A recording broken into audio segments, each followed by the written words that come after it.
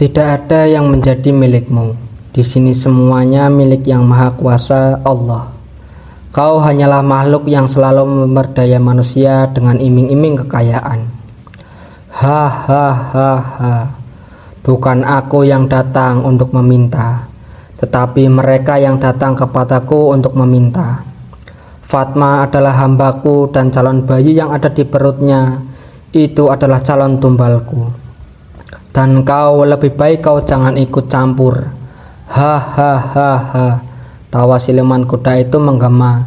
Dengan seketika menghilang dan seketika lampu hidup kembali. Apa hanya terdiam? Dia memperhatikan ibu yang ada di ranjang. Tatapan sayu yang membuat siapapun melihatnya akan merasa iba. Sebenarnya jiwa Fatma sedang dikurung. Sekarang yang ada bersama kita hanyalah jasadnya saja.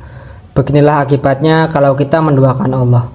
Lebih baik kita keluar. Tapi tunggu kemana Mbak Alisa dan keluarganya? Kenapa tidak ada? Bukannya tadi mereka ada di sini, ucap Mas Adam yang membuat kami langsung mencari keberadaannya di dalam kamar ibu. Mungkin dia sudah keluar, jawab Umi tanpa ekspresi. Kami semuanya keluar dari kamar ibu.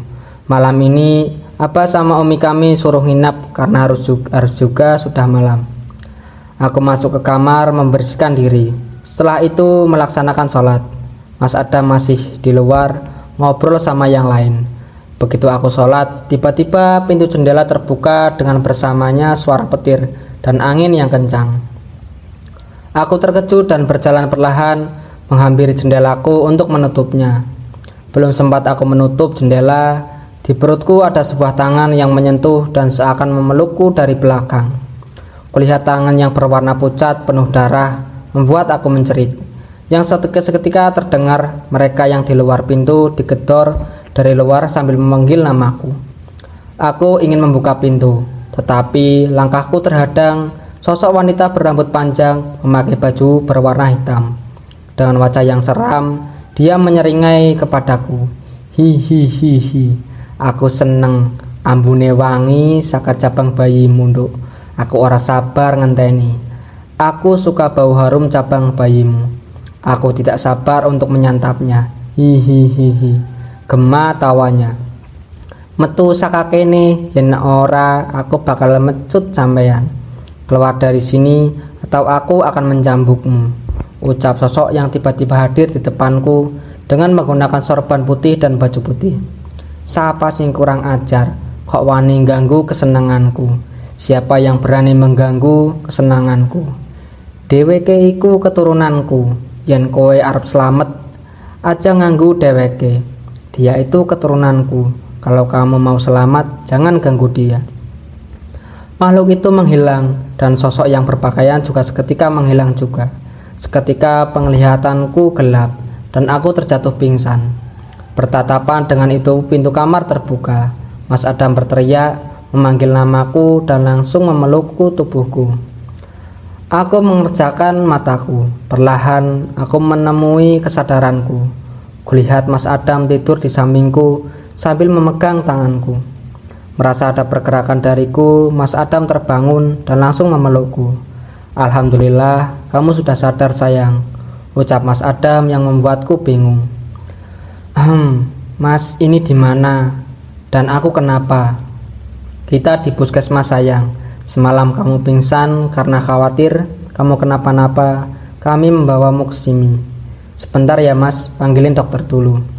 Aku hanya diam, mencoba mengingat apa yang terjadi kepadaku. Kudengar pintu dibuka, kulihat Mas Adam dan juga seorang dokter datang. Memeriksa keadaanku yang ternyata mengalami darah rendah karena faktor pikiran dan kelelahan. Lebih banyak istirahat ya Bu, agar bayinya bisa tumbuh sehat, ucap sang dokter sambil tersenyum. Iya dok, jawabku singkat. Apa istri saya boleh pulang dok? Boleh Pak, kalau begitu saya keluar dulu. Bagaimana keadaan kamu sayang? Mas khawatir banget sama kamu. Dari semalam kamu gak sadar-sadar, baru sore ini kamu siuman. Aku gak apa-apa Mas. Kemana yang lainnya Mas? Tanyaku yang merasa sepi. Mereka pulang istirahat sebentar, nanti mereka kesini lagi. Sekalian jemput kami nanti. Untuk sementara ini kita jangan di rumah dulu ya sayang. Kita nginap di rumah Abah saja dulu. Terlalu berbahaya kalau kita di sana juga. Mas gak mau kamu sama bayi kita kenapa-napa. Iya mas, aku ikut gimana baiknya saja.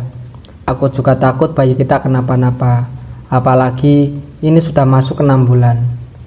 Mas Adam langsung memeluk erat sambil mengusap rambutku lembut. Maafin mas ya, seharusnya semua ini tidak akan terjadi seperti ini. Iya mas, lagian ini bukan salahnya mas. Kita hanya korban di sini. Aku kini sudah keluar dan sedang menunggu Mas Adam mengambil mobil yang terparkir. Aku duduk di bangku teras puskesmas.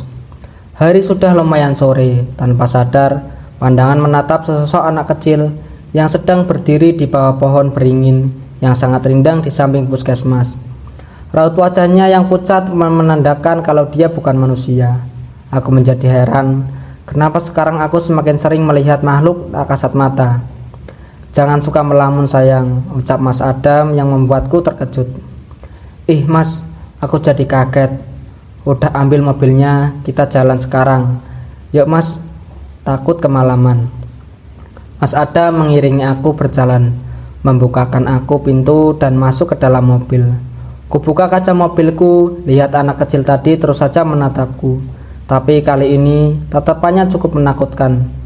Wajahnya yang pucat langsung berubah menjadi banyak darah. Aku yang ketakutan langsung menutup kaca mobil. Kamu kenapa sayang? Tanya Mas Adam yang heran dengan tingkahku. Enggak kok mas, aku enggak kenapa-apa. Mobil melaju menuju kampung sebelah, karena kami akan menginap di rumah Abah dulu. Matahari sudah semakin tenggelam, hari sudah mulai berganti.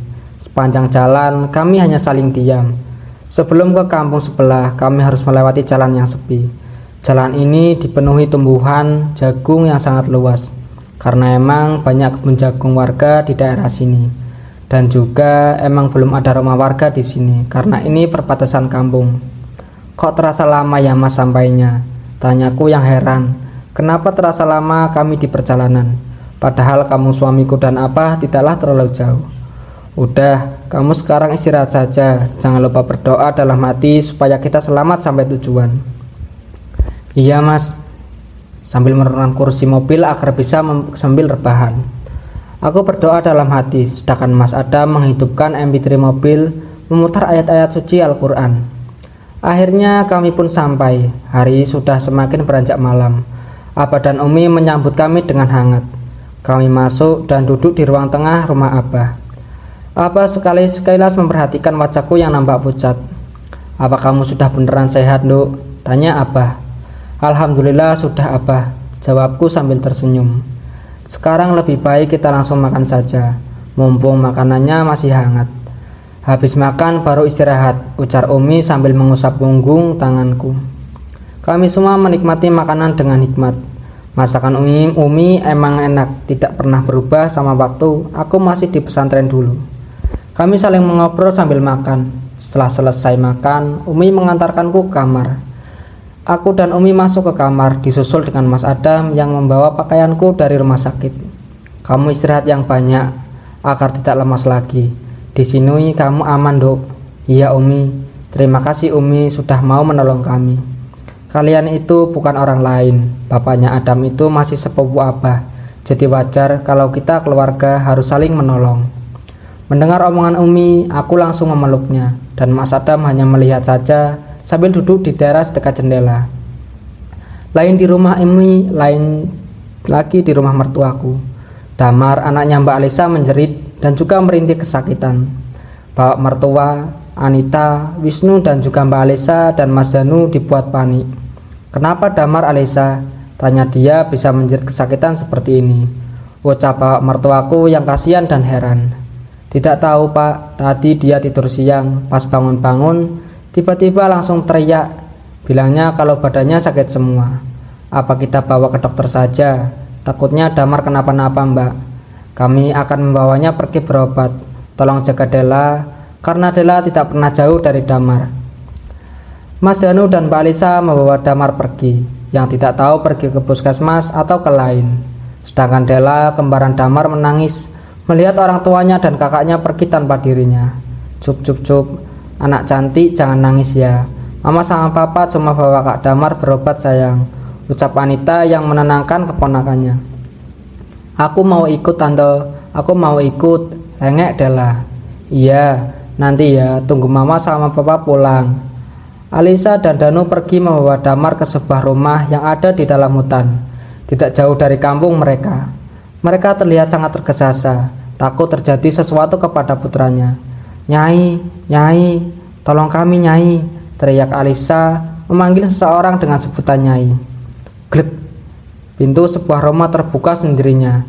Terdengar suara dari dalam rumah itu yang menyuruh mereka masuk. Masuk, bawa anakmu cepat, ucap seorang wanita parubaya.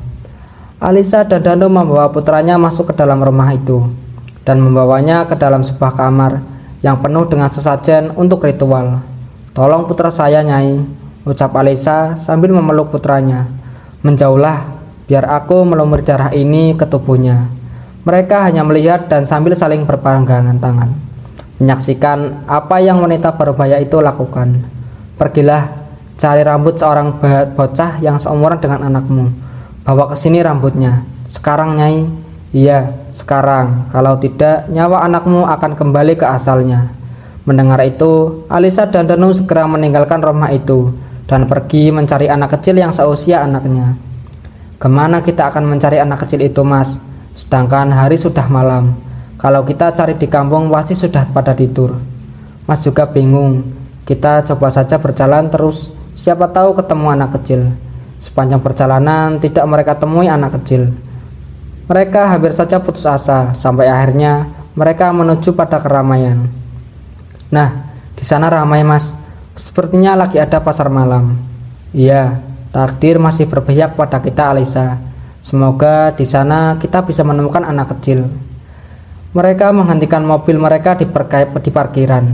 Sebelum turun, Alisa dan Danu merapikan penampilan mereka yang terlihat acak-acakan agar orang tidak curiga. Mereka masuk dan mencoba mencari anak kecil, pria yang kira-kira seumuran dengan putra mereka. Mas, lihat sana, tunjuk Alisa pada seorang anak kecil yang sangat mirip potongan putranya.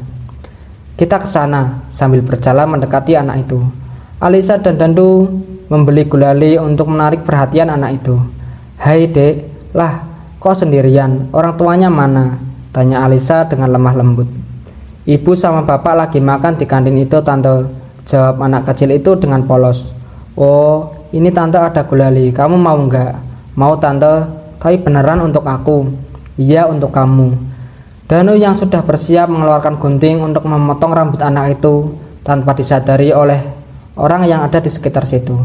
Suasana yang ramai tidak membuat mereka gentar ataupun takut. Apalagi ini untuk sang si buah hati. Sudah dapat, ayo sekarang kita cepat pergi, ajak Danu yang menarik tangan Alisa. Sudah, sip kan Mas? Sekarang kita kembali ke rumah Nyai Darsi. Mereka meninggalkan pasar malam itu dengan hati yang sudah mulai tenang dan berharap semuanya akan baik-baik saja. Sekarang Anita masih menemani Della untuk menunggu orang tuanya.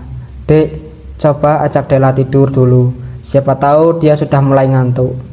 Gak mau dia Mas, dari tadi aku ajakin masuk kamar gak mau, malah masih mau menungguin mama sama papanya pulang. Coba bapak yang bujuk Nit, ucap sang bapak yang mendekat. Mencoba membujuk sang cucu yang masih saja tidak mau tidur. Cahayu, sekarang itu sudah malam, lebih baik sekarang kamu tidur. Mungkin mama sama papa belum bisa pulang malam ini. Gak mau Eyang, Della mau nungguin mama sama papa dan Kak Damar. Sambil menangis lagi. Cup Cahayu, gak boleh nangis.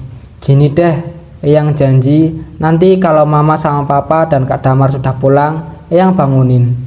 Mama sama papa akan bawa Kak Damar berobat sayang. Emang Della mau Kak Damar kenapa-napa? Enggak mau Eyang, sambil menggelengkan kepalanya.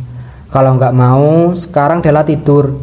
Sudah malam. Iya Eyang, jawabnya yang langsung masuk berjalan mendekati Anita.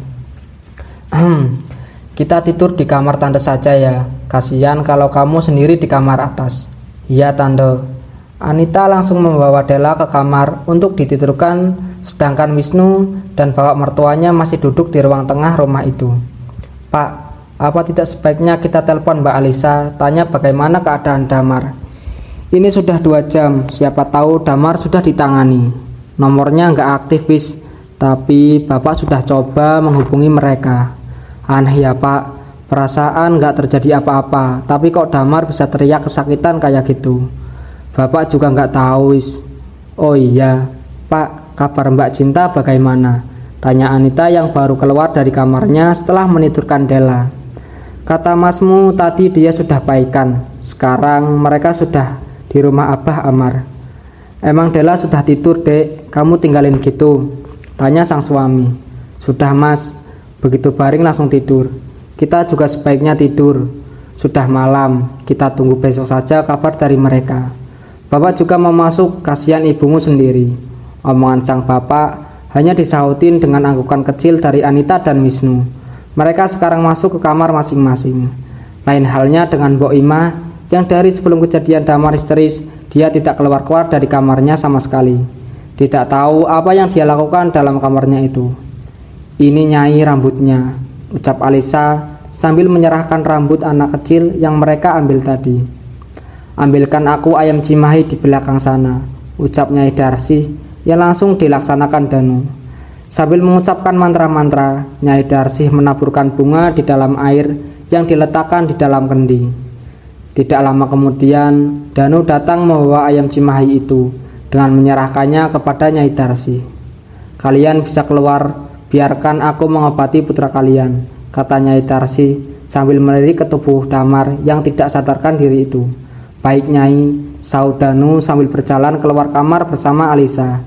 Nyai Darsi terus saja membacakan mantra dengan memotong leher ayam itu dan memasukkan darahnya ke dalam kendi yang sudah dimantrai dan ditabur bunga itu. Setelah selesai, dia mengambil air dalam kendi itu menggunakan payung yang dari tempurung kelapa dan menyiramkan air itu ke tubuh Damar sambil mengucapkan mantra. Damar terbangun dan menjerit-jerit, berteriak merasakan sakit di tubuhnya. Nyai Darsi terus saja menyiram tubuh Damar sampai Damar berhenti menangis dan tidak sadarkan diri lagi. Mendengar teriakan putranya membuat Alisa menangis di pelukan suaminya. Dia tidak tahan mendengar tangisan anaknya. Masuklah, bersihkan tubuh anakmu, ucap Nyai Darsi yang keluar dari kamar. Baik Nyai, jawab Danu yang langsung masuk dan membawa anaknya keluar. Bersihkan pakai kain basah saja, jangan dulu pakai air. Dan ini, pakaikan kepada anakmu baju ini. Iya Nyai. Danu dan Alisa membersihkan tubuh anaknya dengan telaten dan mengganti baju Damar dengan baju yang diberikan Nyai Darsi. Setelah membersihkan tubuh Damar, mereka membawa Damar ke kamar lain untuk mengistirahatkannya. Apakah anak kami baik-baik saja Nyai? Tanya Alisa yang membuka omongan. Ada yang berusaha mengambil nyawa anakmu dan menjadikannya tumbal, tapi untung saja dia sudah aku bekali jimat pelindung waktu itu. Apa? Bagaimana mungkin Nyai? Tanya Alisa yang terkejut. Mungkin saja karena dia menginginkan tumbal seorang anak kecil. Bangsat, siapa orang itu? Kenapa tidak ada habis-habisnya dia mengganggu kami? Ucap Danu yang mulai emosi. Kita harus cari tahu orangnya. Karena jujur, aku tidak bisa melihat wajahnya. Dia ditutupi oleh kekuatan yang sangat besar. Terus kita harus bagaimana Nyai? Besok kamu masakan ayam yang tadi aku bunuh. Suruh anakmu memakannya. Itu bisa menjaga dia sementara waktu. Untuk selanjutnya, aku akan meminta bantuan teman seperguruanku. Baik Nyai. Berpindah kepada Cinta yang sekarang sedang tidur, merasakan sesak di dadanya.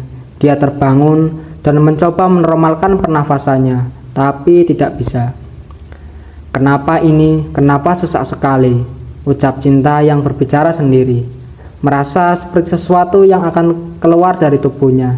Tiba-tiba saja asap keluar dari tubuhnya Cinta, yang panik mencoba untuk menjerit, mencoba ingin membangunkan sang suami, tetapi tidak bisa. Tubuhnya kaku, tidak bisa bergerak. Di dalam asap itu muncul sesosok yang sangat Cinta kenali. Ya, itu adalah sang mertua perempuan yang secara tiba-tiba hadir di depan matanya. Ibu, kenapa bisa di sini? Bukankah ibu masih sakit dan berada di rumah? Tanya Cinta kepada sosok ibu mertuanya itu. Sosok Fatma hanya diam, tidak bergeming, menatap nanar cinta yang kebingungan. Fatma mengeluarkan tangannya kepada cinta. Cinta yang ragu, ingin menolak, tetapi tidak bisa. Terpaksa, dia menyambut uluran tangan sang mertua. Digenggamnya tangan mertuanya dengan sangat erat, hanya rasa dingin yang terasa. Cinta turun dari ranjang dan berjalan mengikuti Fatma. "Kita mau kemana, Bu?" tanya Cinta yang merasa bingung dengan mertuanya, yang sedari tadi tidak bersuara. Sosok Fatma hanya menunjuk dengan jarinya tapi tidak berbicara. Dia menunjuk ke sebuah rumah yang sangat besar. Ya, itu adalah rumahnya sendiri. "Bu, kenapa kita ke sini? Ini rumah siapa, Bu?" Fatma terus berjalan menggandeng tangan Cinta dan membawanya masuk ke dalam. Rumah besar itu adalah rumah orang tua Fatma sebelum dia pindah ke rumahnya sekarang. Rumah besar itu tampak terang benderang dilihat dari luar. Fatma masih saja mengiring Cinta untuk masuk ke dalam. Anehnya, orang-orang seakan tidak sadar akan kehadiran mereka. Pesta yang sangat meriah sedang dilaksanakan. Seorang pengantin pria duduk dengan gagahnya di pelaminan seorang diri. Dari arah samping, datanglah seorang pengantin wanita yang diiringi dua orang pelayan. Anehnya, tamu yang hadir seakan hanya memandangi pengantin tanpa berkedip. Cinta hanya diam menyaksikan pesta itu. Tiba-tiba datang seorang wanita yang mungkin berumur 30-an, membawa semacam sesajen yang disimpan di depan pengantin itu. Sekilas Cinta mengenali wanita itu. Ya, benar, dia adalah mertuanya sendiri yang menjadi pengantinnya. "Ada apa ini? Kenapa ini?" ucap Cinta dalam hati yang ingin kembali tetapi tidak bisa karena mertuanya terus saja menggenggam tangannya. Pernikahan yang aneh pernah Cinta lihat di mana pengantinnya hanya terdiam tidak bersuara. Tatapan pengantin lelaki seolah kosong. "Minumlah ini, sebagai tanda kalian telah resmi menjadi suami istri," ucap wanita itu sambil memberikan sesuatu kepada pengantin itu untuk diminum. "Mulai sekarang dia menjadi milikmu. Lahirkanlah anak pertamamu dan tepati janjimu." Dari arah depan tiba-tiba seorang wanita yang berteriak-teriak histeris. "Bangsat kau Fatma, wanita jalang, dia itu suamiku Fatma," ucap wanita yang tidak Cinta kenali itu sambil berteriak-teriak. "Hahaha, bagaimana rasanya ditinggalkan oleh orang yang kita cintai? Sakit bukan? Kau itu tak ubahnya jalang sesungguhnya. Aku hanya mengambil kembali apa yang seharusnya menjadi milikku." Wanita itu menerobos masuk dan dibiarkan begitu saja oleh tamu yang hadir. Dia menarik tangan suaminya itu, tetapi sang suami malah menamparnya dan mendorongnya. Cinta yang melihat hanya bisa menutup mata. "Apa ini? Penglihatan apa ini ya Allah?" ujar Cinta dalam hati. "Sekarang kau rasakan apa yang aku rasakan. Kalian bawa dia pergi dari sini, jangan biarkan dia kembali lagi." Lantang suara Fatma memerintahkan anak buahnya yang sedari tadi berdiri tegap di samping pelaminan. Sebelum wanita itu diseret keluar, datanglah wanita yang seumuran dengan wanita yang menyediakan sesajen itu, memeluk wanita istri pertama suami Fatma. "Eling Doro, eling, jangan menjadi seperti ini," ucap wanita itu sambil menangis, memeluk wanita yang satunya. "Cih, mereka yang membuatku menjadi seperti ini. Ingat Mbok, aku menderita akibat ulah anak menantumu.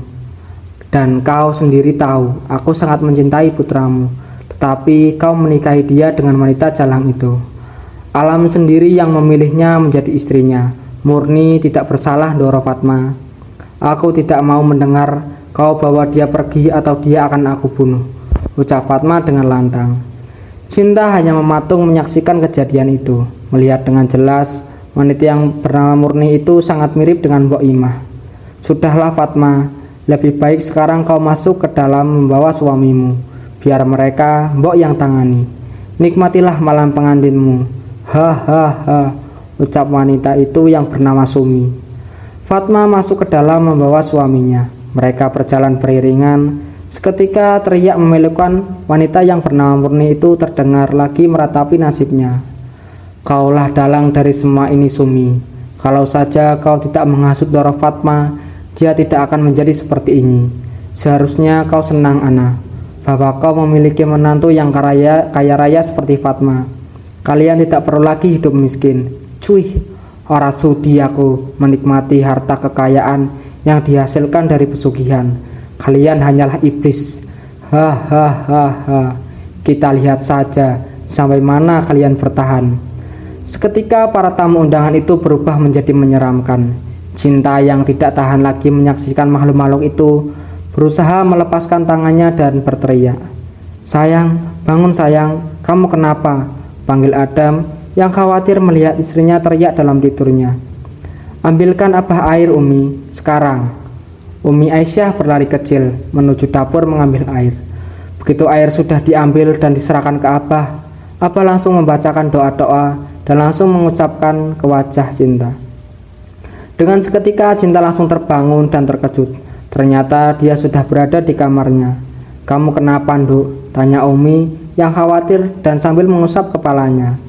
Cinta yang merasa lega langsung memeluk Umi dengan menangis, seakan dia baru saja selamat dari hal menakutkan.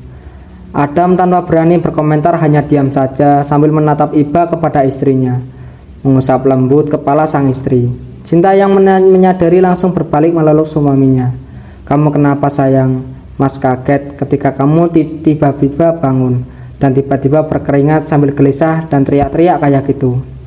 Cinta hanya menggelengkan kepalanya. Abah yang melihat langsung memberikan air yang tadi diusapkan ke wajahnya untuk Cinta minum. "Adam, biarkan Cinta tenang dulu. Mungkin dia lelah. Nanti saja baru kita tanyakan. Mas, jangan tinggalkan aku sendiri. Aku takut, Mas." Setelah kejadian tadi pagi, sekarang Cinta sudah lebih segar setelah mandi. Umi yang menyiapkan sarapan untuk Cinta. "Maafkan Cinta, Umi. Seharusnya Cinta tadi membantu Umi." "Tidak apa-apa. Lagian kan kamu baru sehat sayang. Pasti kamu merasa lelah kan?" "Iya Umi." Cinta heran kenapa Cinta terus saja mengalami hal yang mengerikan ini. "Tidak apa-apa, anggap saja ini ujian hidup kita. Sekarang kamu makan, habis itu kita duduk di depan. Biar Umi temani kamu sarapan." "Ya Umi." Di teras samping, Abah dan Adam sedang duduk. Mereka membahas masalah yang Cinta hadapi. Setelah makan, Cinta dan Umi juga berkumpul bersama. Mereka duduk lesehan karena emang teras samping rumah Abah itu menyediakan tempat duduk lesehan. "Cinta, apa kamu mau menceritakan semua apa yang kamu alami sama Abah?" tanya Abah kepada Cinta yang masih kelihatan lemah. "Iya Abah, Cinta akan menceritakan semuanya." Cinta pun bercerita tentang apa yang dia alami semuanya. "Sepertinya Sukma ibu mertuamu ingin menunjukkan sesuatu kepadamu. Tapi apa Abah? Jujur Cinta takut sekali dengan melihat wajah para tamu undangan menjadi menyeramkan. Apa kamu mengenali salah satu dari mereka selain ibu?" Kalau nggak salah, lelaki yang dinikahi ibu bernama Alam dan istrinya itu bernama Murni. Wanita tua yang satunya yang menyiapkan sesajen dan menyuruh makhluk menyeramkan itu bernama Sumi, dan ibu mertua Murni namanya Ana. Nama-nama yang kau sebutan itu 4 diantaranya sudah meninggal, dan 1 belum, dan satunya menghilang tidak tahu kemana. "Maksud Abah mengenali mereka?" tanya Adam yang penasaran. "Ya, panjang ceritanya Adam. Tapi ada satu yang mengganjal selama ini. Orang-orang tidak tahu kemana Murni, apakah dia masih hidup atau sudah meninggal." "Emang kenapa Abah?" Belum Abah, ada lagi satu Cinta melihat wajah wanita yang bernama Murni itu sangat mirip dengan Mbok Imah. Cinta hanya menyebutkan wanita yang bernama Murni itu mirip sekali dengan Mbok Imah. Mendengarnya, Abah dan Umi terdiam sesaat. "Apa Abah kenal sama mereka?" tanya Cinta yang penasaran. Abah hanya mengeluarkan nafas yang panjang. "Panjang ceritanya nak. Tapi yang harus kalian ketahui, kalian dalam bahaya." Tiba-tiba angin bertiup kencang, seketika membuat mereka heran. Hari yang semula cerah tiba-tiba berubah menjadi mendung. Sepertinya akan turun hujan. "Aduh, gimana mau pulang ke rumah ini?" ujar Adam yang melihat hari tiba-tiba gelap. "Mas mau pulang ke rumah mau ngapain?" tanya Cinta. "Mau ambil barang-barang kita sayang. Soalnya untuk sementara kita tinggal di sini dulu. Abah meminta kalian tinggal di sini demi keselamatan kalian." "Ya, walaupun Abah tidak yakin apakah ini bisa menyelamatkan kalian. Semoga saja bisa Abah. Saya sangat berharap Abah bisa membantu." "Insya Allah Adam. Sebentar lagi masuk bulan Muharram dan malam 1 Syuro. Malam itu sangat berbahaya bagi kamu, Cinta. Apalagi kamu dalam keadaan hamil seperti ini. ucap Abah yang membuat Cinta heran. Emang ada apa dengan saya, Abah? Apa kaitannya malam satu suro dengan saya? Kamu memiliki weton yang diingini para iblis. Malam satu suro itu malam di mana cagat alam gaib terbuka. Para lelembut dan para iblis berkeliaran di alam manusia. Dan dengan keadaan kau hamil seperti ini akan membuat mereka semakin mungkin mengincarmu. Apalagi kau itu sudah ditandai sebagai tumbal oleh siluman itu. Ucapan Umi yang membuatku terkejut. Terus kita harus bagaimana, Abah? Kalian cukup di rumah, jangan keluar, karena mereka tidak bisa masuk ke rumah ini menggapai kalian kecuali kalian sendiri yang keluar dan menghampiri mereka. Baik, Abah. Malam ini Abah titip Cinta dulu, Abah, karena Adam harus pulang dulu.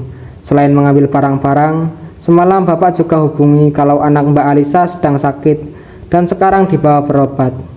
Yang benar, Mas, sakit apa? Tanya Cinta yang khawatir. Gak tahu, soalnya Mbak Alisa belum pulang dan ngasih kabar. Kasihan anak itu. Lain cerita di sebuah rumah di dalam hutan di bawah kaki gunung. Seorang wanita parubaya yang merawat seorang lelaki yang sedang terbujur kaku. Hampir seluruh tubuhnya tidak bisa bergerak. Sabar ya, Mas. Sebentar lagi kamu bisa berkumpul kembali dan sehat seperti dulu. Kamu tetap masih ganteng dan gagah seperti dulu, Mas. Rasa cintaku tidak akan pernah pudar padamu, Mas, ucap seorang wanita yang membersihkan tubuh lelaki tersebut. Dari luar tampak seorang wanita yang tidak terlalu muda membuka pintu. Dia langsung masuk ke dalam rumah yang tidak terlalu besar itu. Wanita muda itu langsung masuk ke kamar di mana wanita parubaya itu berada. Bagaimana? Apa semuanya aman? Tanya wanita parubaya itu yang disauti anggukan oleh wanita muda itu. Ibu tenang saja, semuanya aman. Dan sebentar lagi mereka semua akan hancur. Dan iblis tua bengak Fatma itu sudah tidak akan bisa ngapa-ngapain lagi sekarang. Tapi menantu wanitanya itu belum juga kembali sampai sekarang. Apa perlu aku bertindak agar dia kembali ke rumah itu? Tidak perlu, biar itu menjadi urusan ibu. Sekarang kau urus yang lainnya. Jangan lupa untuk melakukan memberi apa yang diinginkan sang junjungan kita inginkan, agar dendam kita segera terbalas. Ibu tenang saja. Aku sudah menyiapkan tumbal berikutnya. Aku tidak sabar melihat keluarga Fatma itu hancur sehancur-hancurnya. Hahaha. Tawa wanita parubaya itu menggema di ruang kamar itu. Sekarang lebih baik kau kembali. Jangan sampai mereka mencurigaimu. Baik, Ibu. Wanita yang tidak terlalu muda itu kembali berjalan pergi meninggalkan rumah itu. Hari sudah mulai menjelang siang ketika Alisa dan suaminya Danu pulang membawa Damar dalam keadaan yang sudah membaik. Dela sang kembaran yang melihat kakaknya pulang merasa senang dan langsung memeluk Damar. Jangan tinggalkan Dela lagi ya, Kak. Dela nggak mau sendiri. Damar hanya tersenyum dan mengusap wajah adiknya. Pak Seno keluar dari kamarnya ketika mendengar suara orang berbicara. Dia menghampiri sang cucu dan memeluknya. Cucu Eyang sehat kan? Tanya Pak Seno sambil membelai wajah Damar. Damar sehat kok, Eyang. Sekarang Damar sama Dela main di kamar ya, sayang. Soalnya Eyang mau ngomong sama papa dan mama, ucap Pak Seno yang diiyakan cucunya. Alisa dan Danu hanya bisa terdiam sambil memperhatikan anaknya yang naik ke lantai atas untuk bermain. Bapak mau ngomong apa? Tanya Alisa yang langsung. Sebaiknya kita bicara di ruang kerja Bapak saja. Alisa dan Danu mengikuti Pak Seno masuk ke ruang kerjanya. Pak Seno langsung menutup pintu, seakan tidak ingin ada yang tahu mereka atas pemberitaan mereka. Bapak rasa sebaiknya kita tidak mengulur-ngulur waktu, Alisa. Semakin kita diam, semuanya akan semakin berbahaya. Aku tahu, Pak, tapi kita harus bagaimana? Kalau kita paksakan nyawa Adam dan Cinta beserta bayinya dalam bahaya. Maka dari itu Bapak menyuruh mereka untuk menginap di rumah Mas Amar, karena cuma dia yang bisa melindungi mereka. Pak, kenapa tidak kita bakar saja lukisan itu? Siapa tahu dengan itu semuanya bisa lenyap. Tidak, Danu. Walaupun kau bakar, tapi kalau tidak tahu siapa yang melakukan, semua ini percuma saja. Kenapa tidak kita satukan saja Abah Amar dan Nyai Darsi? Ya, walaupun aku tahu itu mustahil, tapi Nyai Darsi itu baik dan mau menolong. Bapak juga bingung dan takut sebentar lagi malam satu suro. Di malam itu, kalau kita tidak bisa membangunkan ibumu, adikmu Adam dan Cinta, dan anakmu Damar beserta restu akan berakhir di tangan iblis itu. Ingat, kita tidak bisa menghentikan, tetapi kita hanya mengelur waktunya." Mereka semua terdiam dan menjadi bingung. Satu-satunya cara yang harus mereka lakukan hanyalah menyatukan diri agar bisa bebas dari ini semua. "Hehehehe, apa kalian pikir kalian bisa menghalangiku? Kita lihat saja, aku akan menang dan kalian akan kalah. Hahaha," ricau seseorang yang menguping pembicaraan Pak Seno dan anak menantunya. Seorang wanita berjalan ke belakang menuju gudang, di mana gudang itu yang pernah dijadikan tempat untuk pemujaan. Dia masuk ke dalam gudang itu dan menuju ruangan rahasia yang berada di bawah lantai gudang itu. Seketika ruangan yang gelap menjadi terang karena lampu yang menyala. Dia berjalan dan menuju kolam kecil yang berada di dalam kolam itu, membuka semua pakaiannya dan hanya menyisakan pakaian dalamnya. Dia masuk ke dalam kolam itu yang sudah ditaburi dengan berbagai macam bunga. Sambil menyanyikan tembang lagu Jawa kuno, dia mandi perlahan, mengesap tubuhnya yang terlihat bersih dan berseri itu. Seketika air dalam kolam itu bergelombang, dan wangi yang sangat menyengat indera penciuman itu menyembur di ruangan. Seakan tahu apa yang datang, wanita itu memejamkan mata. "Terima kasih sudah memenuhi undangan saya." Layani aku," jawab suara lelaki yang ternyata adalah sang makhluk tinggi bertubuh besar itu yang di sekujur tubuhnya dipenuhi dengan bulu-bulu. Tetapi makhluk itu merubah dirinya menjadi laki-laki tampan yang membuat wanita itu tidak takut untuk bercinta dengannya. Makhluk yang menyeramkan itu menjemput wanita itu dengan ganas. Dengan sorot mata yang kemarahan, dia menjemput wanita itu tidak henti sampai wanita itu kewalahan. "Terima kasih Paduka, hambamu ini merasa begitu puas dengan semuanya. Apalagi yang harus aku lakukan sekarang? Kau ingin mereka mati?" Hahaha, tawa sosok yang ternyata adalah sang Raja Iblis bersosok genderuwo itu. "Tidak perlu sekarang Paduka, tunggu waktunya saja. Setelah ini, hamba sudah menyiapkan sesembahan yang sangat menggugah selera Paduka," ucap wanita itu yang membelai tubuh makhluk yang menyerupai lelaki tampan itu. "Baik, aku akan mengambilnya nanti malam," gema suara itu, dan dengan sosok yang tiba-tiba menghilang. Wanita itu tersenyum dan tertawa bahagia sambil memakan kembang kandil yang sudah bersedia di nakas itu. Oke, kita lanjut lagi nanti ya. Sampai jumpa di next video. Terima kasih sudah menonton.